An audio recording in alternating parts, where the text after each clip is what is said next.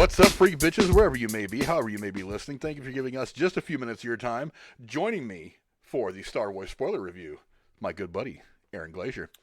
You can catch him on Because Reasons. See, the last time we tried to make a video, I got your shit all fucked up. I can't even remember what you said. I liked it, though. I liked it. It was Beyond Reasons? What did I say? Beyond Reasons. I don't know, something like that. But anyway, hilarious. I'll eventually have a link to his shit down below on Twitch once he gives it to me, of course, because he keeps putting it off. Not on Twitch anymore. It's straight through Facebook. It's just Because Reasons. Well, then his Facebook link will probably be in the description of this video by the time it comes up. But anyway, what we're here to talk about today is Star Wars. You see Star Wars poster back here. Obviously, we love Star Wars. We did a great prediction video with Jeremy Wolner, who's been on the show a couple times, and with our good buddy Zach, and the audio for that was screwed. And I'm really bummed that you guys can't hear that because we had some good shit. But we're going to have Jeremy on the channel again soon. We're going to have Zach on here again. He's a great guy. We really dug having him around. Great conversation we had. Yeah, and I'm toying with putting it up there anyway, even though the audio is shit. But anyway, you can fight through it and listen to it. We don't care. Yeah, we'll figure something out to get Zach back on here because we had a lot of fun with him. But what we're here to talk about again is Star Wars spoiler review time. Now, the plot of the movie was pretty simple. I mean, it's a Star Wars movie after all. The plots aren't really that hard. Yeah. While the First Order continues to ravage the galaxy, Rey finalizes her training as a Jedi, but danger suddenly rises from the ashes as the evil Emperor Palpatine decides to make another appearance. He returns from the dead, and while working with Finn and Poe Dameron to fulfill a new mission, Rey will not only face Kylo Ren once more, but she will also finally discover the truth about her parents, as well as a deadly secret that could determine the future and the fate of the ultimate final showdown that is to come. That is the official plot summary from IMDb. Yeah. And it was something like that. A bit of a different review since we're doing this kind of late in the game because, Star Wars came out at a horrible time around Christmas where it's really hard to make videos while I'm dealing with family stuff. So we're going to do it a little bit differently. Now we've gone over the plot, just give me a couple of thoughts. Give me your first thought about the movie. Well, I gotta say, when we were first sitting there opening night watching the movie, is reading the scrolls like, fuck, this came out of nowhere. The scroll itself was confusing to start with. And then, like, it took, I want to say it took a good 10-15 minutes before anything started to actually make sense. A lot of, non-talking, just watching actions happen. Kylo going to grab the what I would have called a holocron, but it's not a holocron, and then tracing it to find the Emperor. I think it was based on the holocron, but it was called something different. It was called the Jedi Wayfinder. Yeah, something like that. But I'm pretty sure it was based on the holocron from right. everything I've read about it and everything you've told me about the holocron. Right. So we get through all that stuff, and it's just literally with no information. We're not bridging anything from any of the previous movies. Everything's just out of left field with the beginning of this movie. It was confusing as shit. Well, that kind of leads me to one of my first points, is I think one of the reasons why it came off as confusing to you and a lot of people, really, is because it spent the first half of the movie kind of apologizing for The Last Jedi and all the problems that people had with it. And I think once it finally got later in the movie and it became more of a direct sequel to The Force Awakens rather than a direct sequel to The Last Jedi, and it kind of used J.J. Abrams' storytelling over the course of this trilogy that became much more fluid, much more clear. And, one of the things I had brought up in the prediction video was that I didn't know if they had actually planned out this trilogy or if it was just like JJ got it started and then was like, okay, we're going to put it out in the ethos and let whoever do what with it next. I don't know if they planned this thing out like Marvel's been doing with their stuff. And it didn't seem that way at a lot of points in this trilogy, especially in The Last Jedi. It just seemed like JJ did his thing and then Rian Johnson just took it off in a whole other direction. Well, the Last Jedi feels just so out of place in this trilogy. It does. I can watch The Force Awakens and watch the Rise of Skywalker, and we could pretend that Episode 8 doesn't exist. Well, we can for the second half of Rise of Skywalker, but like I said, the first half seemed like it was trying to, not retcon, but trying to squeeze those elements from The Last Jedi into the overall trilogy, as opposed to just being the continuation of the story. Right. That was one of the things that kind of took me out of the first half of the movie a little bit. But for the most part, I thought once we got farther on the movie and JJ was able to go back to just telling his story, I think everything got much, much better. Yeah. But what were some of the other thoughts you had? The Knights of Ren was such a great concept. They brought it up in episode 7, right? They talked about it a little bit in 7. We never got to actually see what any of them looked like. I spent the entire time that we're waiting for them to actually show up on screen, thinking that these are dark Jedi, these are motherfuckers coming out with lightsabers and stuff, and we never hear a single one of them speak. We never see anything real about them. They just kind of like show up. They're there. They don't say anything. They silently go about doing whatever the fuck it is. We have no idea what it is they're doing until after it's already happened and we're seeing the aftermath of it. And then they just appear at the end of the movie where Kylo Ren is their leader, right? He's the one who's in charge of these people. They listen to him, and no words are spoken between anybody. And they just start gangbanging on this motherfucker. Like, none of it made any sense. Dude was wielding a battle axe. There was a guy with a hammer. There was a dude with a sword. Yeah, not a lightsaber, a fucking sword. Yeah, I'm having trouble understanding what the original intent for them was, because you say he's the leader of the Knights of Ren in the Force Awakens. So his name is Kylo Ren. You have to assume there's a strong connection there. I was really surprised that they didn't play a bigger role in The Force Awakens. But I was like, whatever. You're establishing a lot in this movie. Maybe they're going to come in later. Right. Didn't really play a part at all. I don't even think they were in The Last Jedi at all. I believe we saw them in the flashbacks because, well, actually, I can't even say that because I had originally thought that some of the people that he left Luke with were the Knights of Ren. Like, he left with a group of people after burning down the new Jedi Temple. But as we see in this movie, that's clearly not the case. Yeah, they didn't have any part at all, really, in The Last Jedi. And then they just show up in this movie. They still don't really have a context or a purpose. Yeah. It's like, apparently they were just some offshoot, something that Palpatine had did. I don't really know. They just kind of show up doing Palpatine's bidding towards the end. Yeah, it's confusing. When they have their battle with Ben, and it's like they just kind of they were talked about, and then they just show up in kind of a totally different context. You never really got a chance to explore what the Knights of Ren really were, and I think that could have been cool. Absolutely. I think you could have spent most of The Last Jedi dealing with the Knights of Ren as kind of the main antagonist of the film, as opposed to Snoke. Yeah, and then save Snoke for like the big reveal in this newer movie, in Rise of Skywalker, to where he does something, and then you find out, in the third act, that Palpatine's been pulling the strings the whole time. Right. It just seemed like that would have made much more sense for the story. Absolutely. Because it seems like you wasted the Knights of Ren, because there's a whole lot of storytelling that could go on there, and they just didn't. There's a whole lot of storytelling that could have gone on with literally anything that happened in this trilogy that they just kind of glossed over the whole thing. I think that leads us into one of your next points, if I'm not mistaken. Yeah, they glossed over one of the biggest things that they set up from the very beginning of this new trilogy. You have this relationship with Rey and Finn, and it obviously is growing into something at the end of the first movie, and maybe you don't want to blow your load and make that whole thing happen in the first movie. I get it. In the second movie, they never really addressed it because of the way the story went. Well, not even. They're never in the same room. Yeah, they're only on screen, I think, in the last few minutes of the film, and that's it. Yeah. And then you get to this movie, and you have that one scene that a lot of people really enjoyed, and I thought was interesting. It really tricked me into thinking they were going to deal with this little plot point. Rey, I have something to say to you. We're about to die. Oh, no. And then we don't die. We end up in the snake tunnel, whatever it is, which was kind of a weird scene anyway. And then, so they end up putting it off till later in the movie. And they have another chance to address it later in the movie when they think that Poe and Finn and their group of people that are off on a mission are about to die.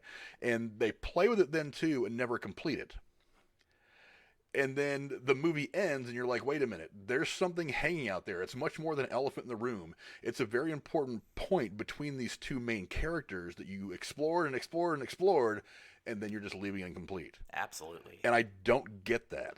If you want this to be the end of this Skywalker saga, if you want this to be the end of whatever, so that 5 or 10 years from now you can go down and make another trilogy that gets away from the Skywalkers and whatever and goes off and tell us some of these other stories that can happen in this universe, which I'm totally fine with, you still need to wrap up a lot of loose ends. And they just kind of left it dangling out there. We're like, oh, screw you guys. We play with your emotions. There's a rule in movie theater. There's a rule in theater productions that it's like a standardized thing. You don't always hear it, but when I go to say it, you'll be like, oh yeah, I probably have heard that before. If in the first act a gun is placed on the table, by the third act it has to go off. They placed that gun in the first act. These two are going to probably end up together.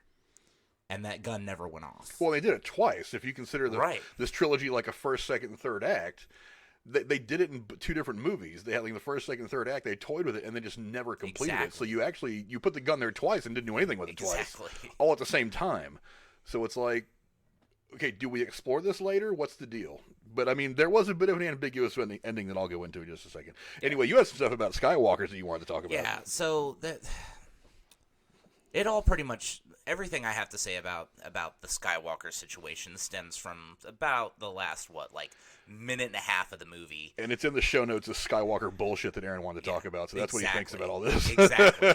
So we're going to see Rey travel to Tatooine to Luke's old home, which, by the way, how the fuck did she even know where that was? Did we go back to that in this movie? Did we see that house? Or was that literally just in that scene? I think it was just something that was put in there as fan service. How in the actual fuck did she find that? Never having been on Tatooine in her life. Get out of here. We've got this scene where she ceremoniously travels to Luke's house, digs up a bunch of sand, and buries not 1, but 2 lightsabers from her mentors. Literally, Luke's lightsaber, which was originally Vader's lightsaber when he was a Jedi, she buries that alongside Leia's lightsaber, which we got to see a whole fucking 2.5 minutes of. It's like, hey, here's this thing we're going to dangle in front of you, and now we're going to bury it in the sand to never be seen again. And then some random person comes up, oh, I've never seen you before. Who are you? Rey. Rey what? Skywalker. No, the fuck you're not. You're not Rey Skywalker. You're Rey fucking Palpatine. I thought that was more ceremonial than anything else. I agree, but it's unnecessary. Because you have to explain why this movie is subtitled The Rise of Skywalker. I guess because if this is going to be the end of the Skywalker Saga, why are you naming the movie The Rise of Skywalker? Why the fuck that's indicating that Skywalkers are on the way up, not on the way out. Yeah. So maybe it's just I think maybe, at least for right now, it's probably just fan service. But again, we have to see where this next trilogy goes. I imagine if they're going to make another trilogy, it's going to follow an older version of Rey, Finn, and Poe. Right. So you'll find some older characters that get cast into it, that they end up becoming what Han, Luke, and Leia were in this trilogy. They're kind of the old guard, and they kind of hand the story over the course of the trilogy off to the younger generation of, Resistance, Jedi, whatever. So I'm assuming it's going to be something like that. Well, there's another issue I have with that scene. It is canonically known that the crystals that they use in lightsabers are so fucking hard to come by anymore, especially because of the stuff that we learned from Rogue One, where they literally strip mined that planet of all the resources, those crystals that they were using to build lightsabers, in order to use those crystals to power the fucking Death Star. So, I mean, how in the fuck are you going to bury the only 2 actual lightsabers that anybody even knows exist? Because even Kylo Ren's lightsaber it used a synthetic crystal. That's why he built it. I don't know if you're familiar with that. I've heard stuff about it. It's canon that his lightsaber had the vent ports on the side because he didn't complete his training, B, was a fucking idiot, and C, he overcharged this synthetic crystal so much, if he didn't put the exhaust ports on the thing, it would have blown up in his fucking hand. But we're going to take these 2 perfectly well-functioning lightsabers and their crystals that are basically the,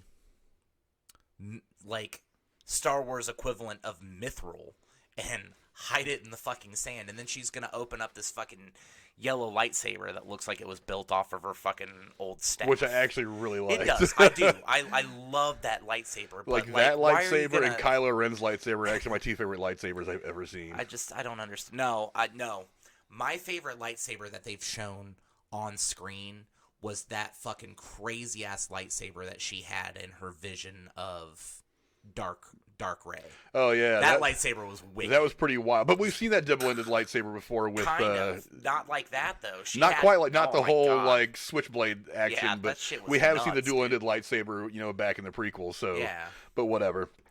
But the one final point I wanted to make was, God, that kiss at the end was so out of place. And it kind of goes back to the whole like our Finn and Rhea thing, because it's like you spent the entire trilogy at that point building up the possibility of this thing between these two characters, and then all of a sudden you have the redemption story, which I'm still kind of on the fence about.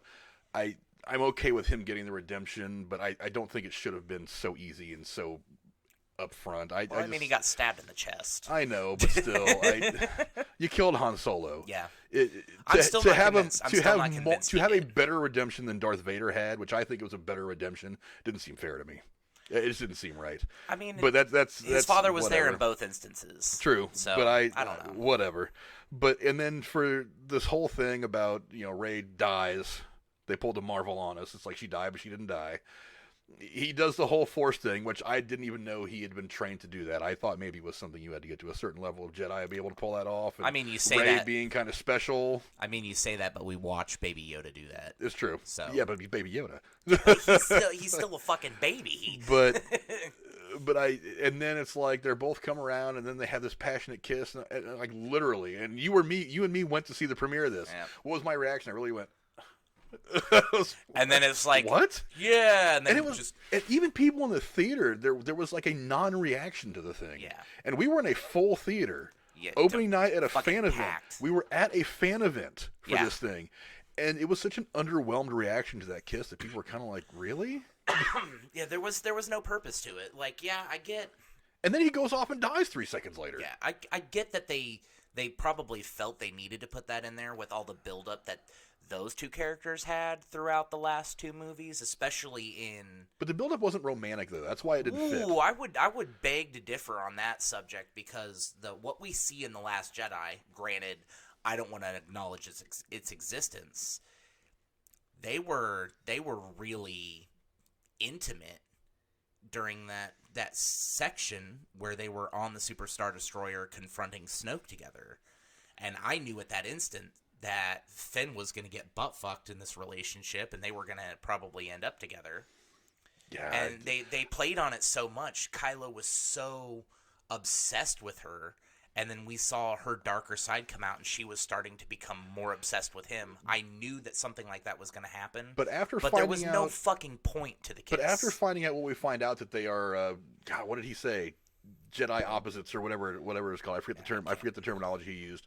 That they were Force opposed or whatever. That one was like extreme this way, one was extreme that way, and that together they have some kind of special power. I always felt like it was maybe part of that rather than a romantic thing, because destiny. The word you're looking for is destiny. Doesn't necessarily mean love, though. No, but I mean, because you could say that Luke and Leia were destined to be back together at some point, but they're brother and sister and not lovers. Don't go into the whole kiss thing. It's still weird 30-something years later. But 35 years later, it's still weird. But I don't think it ever played to that. I think it played to them having a shared destiny, but not necessarily a romance. Yeah. And it didn't really pop up until then. And like I said, you saw the reaction of people in the theater at the same time I did. People's reactions were like, whatever. Well, it didn't work. It was unnecessary. It wasn't the kiss that people wanted to see. Let's leave it at that. We went through a list of crazy things that we thought would happen when we did the prediction show. Yeah. Did you have any predictions that came true? No, actually, I don't think I really did have any predictions. I thought we were going to see the end of the Falcon. I'm very glad you were wrong about it. I even said when we did the video, I was like, I hope I'm wrong about it, but I foresee the end of the Falcon. And then I thought that we'd probably see the end of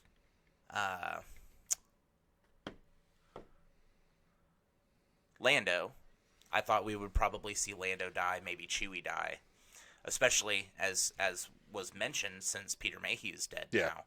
But I mean, we didn't see that happen. I did say that I thought everyone was going to die, like Rey and Ben, and I guess technically I was right. They both did die at one point in the movie, but Rey ends up coming back. So I guess the only real thing I had was the redemption of Ben and then him dying. So I know that you had a couple slews of predictions that came true, but weren't quite the way that we wanted it to happen. Some things were kind of odd. The one that really blew me away, that I was actually two of them that I was way wrong about. One was I was absolutely sure that General Leia, Princess Leia, always Princess Leia, that she was going to live, because losing Princess Leia after losing Carrie Fisher suddenly the way we did as Star Wars fans, I thought that maybe J.J. Abrams, especially J.J. being very, very just absolutely adoring Carrie Fisher for years and years before he became wrapped up in making any Star Wars movies, that maybe he would kind of pay homage to her by not having Princess Leia die in the movie and her always just kind of being out there. Of course, not being involved in any of their Star Wars movies going forward, but maybe just like the spirit, the legend of Leia is always floating around out there somewhere. I think but she did die, and I think it was fitting. I think that's why he did it, because, I mean, you can't just have a character like her. Excuse me. You can't just have a character like her out in Star Wars and not show her. Her character needed to have an ending in this storyline. Oh, that's fine. That's why I wasn't upset about it. I didn't think he was going to do it. I wasn't upset about it, and I liked the way it was handled. But I really thought that he would kind of give the fans kind of this, like, well, we know she's gone. We know we're never going to see her on screen again, but the spirit is always out there. There's always going to be this little piece of her floating out there that's going to be part of the Force. I do have one question, because this was actually part of one of my official predictions. But did you actually fucking cry? Because I'm pretty sure you did. No, I didn't come close. And actually, when I went back, with my girlfriend to see it, as we were leaving the theater for her first viewing of it, she asked, she's like, "Was there any part that made you cry?" I said, "No." And one of the disappointments about this film is that nothing got me anywhere close to crying. Yeah, I thought Leia's death would do it, and it didn't really get me there. The only part that kind of pushed me there, but it left me as fast as it came on, was Chewie's reaction to her death. I remember sitting in the theater, and you were like, really? When Damn. he hits his knees and like openly weeps, that was the part that got me, because I'm like, damn, that hurts. But I moved past it very quickly, and I was kind of like, I kind of wanted to cry at that point, and I even expected this at some point, because I didn't know how things were going to play out with Leia. I didn't know if she was going to live or die. Yeah. I didn't know how things were going to go if Luke actually died in the last movie. I didn't know what was going to happen in this movie, and this is going to be the end of the Skywalker Saga that you and I have lived our whole lives watching and adoring. I didn't know, and I was like, if there's going to be any movie that does it, it's going to be this one. Not even close. I can't believe that, man. You're a heartless fucking bastard. I guess so. But the other prediction that I made, and I got a piece of it. I got a little piece of it. One of the things that I really like about the prequels is I got to see Yoda wield a lightsaber. And not only did he wield a lightsaber, but he wrecked shop twice in the second and third episodes. I wanted to see Leia pick up a lightsaber and put in some work. I kind of got it. I was really kind of hoping that like maybe somebody would a bunch of stormtroopers would roll into the base towards the end of the movie, and she'd just like out of nowhere just like bang, and she would just wreck some stormtroopers. You wanted to see Leia as the Forge Master. I wanted to see from Mandalorian. I wanted to see General Leia rip the shit out of people. Wreck shop. Oh my god! Now I didn't get that, and I knew it was going to be. I knew it was far fetched that I might get that. What I did get, however, was I got a little bit of a training montage between a younger Leia and a younger Luke, and she obviously, and something that I had said in the prediction video, I found it hard to believe that she, at some point after Return of the Jedi, before The Force Awakens, that Luke didn't say, hey, here's a lightsaber, learn what it feels like just in case you need to use one. Yeah. And not only did she actually pick one up and swing it, she was doing some serious training with it. Absolutely. She put Luke on his ass. Well, I don't know if you remember this. Well, you've seen it twice. I've only seen it the one time. They weren't just out in the middle of nowhere training. Both of them had blast shields down on their face, fucking fighting each other. He was giving her the business. He was giving her hardcore training, and she put him on his ass. So I was like, damn, she's seriously fucking trained on how to use some of this Force shit. So I got a little bit of it, but not a whole lot. Yeah. But I mean, it was nice to see again. You got a half chub. only a half. But really, one of the best things about this movie, and I knew J.J. Abrams was going to make this a priority, was he did pay proper respect to Princess Leia and to Carrie Fisher at the same time. That was a really hard thing to do, because that was the big question going into this movie is, how is he going to do this? Because there were so many options for him, how to deal with Carrie Fisher's death. Do you recast? Do you kill her off screen? Do you whatever, CGI? Because it seemed like there was a little bit of both there. But it seemed like immediately after her death, and people had moved on from the grieving into how do we go on from here, knowing that we still have this third movie we need to make. It seemed that nobody was happy with any of the options that were out there. And I think that what happened was J.J. Abrams kind of said, look, whatever we do, it has to serve Carrie's memory, and it has to serve the character the right way. Yeah.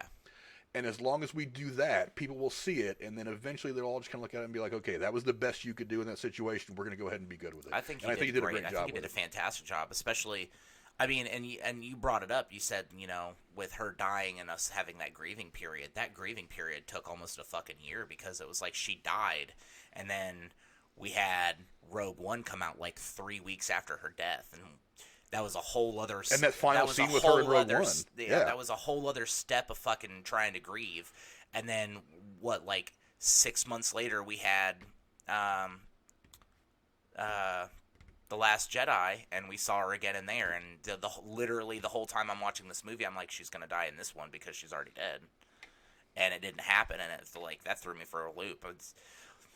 When I saw the command tower go out and she got sucked into space, I was like, this is it. This is how my Princess Leia dies. And then she didn't, and I was like, fuck. And then like more shit just kept happening. I was like, this is how she's gonna die. Yeah, say what you want about the Mary Poppins flying through space scene. I mean, it didn't look great, but I mean, at least we have a little bit more context as to how she was able to do something exactly. like that. I mean, would you rather her had died there, or would you rather her had gone out the way that JJ eventually really had her go out? Much better death, much better ending for her character like this than what could have happened had they kind of knee-jerk reaction, re-edited some stuff, and just killed her in The Last Jedi. Well, because that movie already is kind of divisive anyway. You add on top of that killing Leia, it's like, ugh. You're going to have like a whole new slew of people that hate that movie. I will openly admit that I could watch Rogue One right now and see that final scene and still fucking tear up. That's because you're soft. Well, that's because I'm soft. No, that's because I grew up adoring Luke and Leia and Han. Yeah. And to see her almost as exactly as she was at the beginning of Episode 4 at the end of that movie, right after her death, that just hit me right in the fucking feels, man. Like someone shot me right in the chest. Oh, absolutely. So final rating, 5 stars out of 5 stars. Give us something. Out of 5 stars, 4.5, I'd say. Almost 5. I'm very satisfied with this movie. As confusing as some of the plotline shit was, as unnecessary as some of the stuff that we've even covered in this video, and some of the stuff we might not have. As much of a clusterfuck as that movie turned out to be, it kind of wrapped this trilogy up for me. It made it bearable. I'm proud of this series because of J.J. Abrams and the work that he put into this movie. I'm going to give it a very generous 4 stars. I'll give it 4 because there's some stuff that really doesn't have anything to do with telling this story that JJ did very well. Yeah. Again, kind of dealing with the loss of Carrie Fisher and somehow summing that character's journey up in a way that was appropriate. It was just horribly important for him to land at least that part, for this movie to land as a whole, and he did it very, very well. Yes. As I said, once the first half of the movie was shaky, when they were trying to retcon without retconning some of the stuff that people hated about The Last Jedi. But once JJ got into telling his story, the movie felt a lot better. It was a lot smoother. It was the Star Wars movie that I wanted. Didn't stick the landing quite the way I wanted it to. I'm still shaky on Kylo's redemption. A bit too heavy-handed for me. But I think the more I watch the movie, and I'll probably go back and see it again at some point this week, the more I watch the movie, I think it'll all sit with me a little bit better in the end. End of the Skywalker Saga. I mean, I'm 42 years old. The first movie came out in 1977. I was born in 1976. Yeah. So my entire life, this has been like that epic thing that I hold other franchises up to and say, can you do it like this? And even Marvel, while more successful, probably a better overall franchise, still doesn't quite capture the magic the same way. I mean, they do a good job, but it's not Star Wars. Yeah, it's not Star Wars. Star Wars is like that first girlfriend. It's like the first girl you have sex with. Every girl after that's going to be compared to her. Yep. Whether it was good or bad, every girl is going to be compared to her, and that's what Star Wars is. Star Wars is the first major franchise, the first thing that, as I was getting into my years where I was kind of formulating who I am as a person, what I think of the world, Star Wars was there. So I think it was a good way to end all that. The question that's literally been in the back of my mind for the past 30 years has been, am I a Jedi or a Sith? And I still don't know. Well, you see, you have gray Jedis. I've always considered myself, if I was going to be anything, I'd probably be a gray Jedi. Exactly. But anyway, so that's our review of it. Why don't you guys go down in the comments below, let us know what you guys think. Disagree with us, tell us we're nuts. Agree with us, tell us how smart we are. I'd rather you do the latter because it makes us feel better about ourselves. And don't forget to share the video around and comment and like it and do all that stuff. I hate to be that YouTuber that does that, but the reality is YouTube does absolutely nothing to help small creators like me, like Aaron, and like many of you watching this video. Yeah. So do us a favor and share it around, and we'll see you guys later on. Thanks a lot.